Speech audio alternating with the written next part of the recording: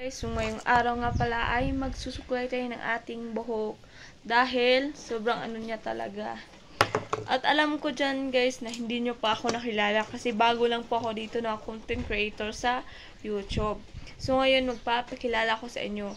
Ako nga pala si Miss Mylene Lacno at nag-aaral sa Santikan. At grade 8 na po ako ngayon at malapit na po na mag grade 9. At yung ano naman po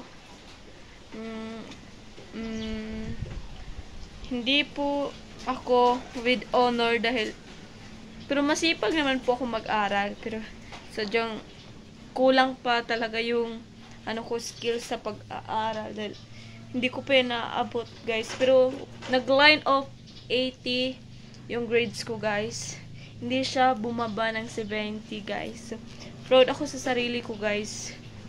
So, alam nyo guys, 14 na ako ngayon. Sana na grade 9 na sana ako ngayon. Ano kasi, late akong nakapag-aral nun kasi hirap kami nun guys. So, late ako pinaaral ng aking ina. So, ngayon, grade 8, okay lang naman yung age ko guys. Kasi meron naman akong kapareha na age doon. So, okay lang yun sa akin guys. So, wag nyo lang pansinin yung mukha ko guys dahil sadyang ganyan. Seryoso ako konti guys. Sabi nga ng mga kaklase ko guys na ba't ka pag nag-joke ka para kang ano, seryoso daw ako mag-joke guys. Sabi ko ha? Anong seryoso? Hindi daw ako tumatawa kapag nag-joke ako.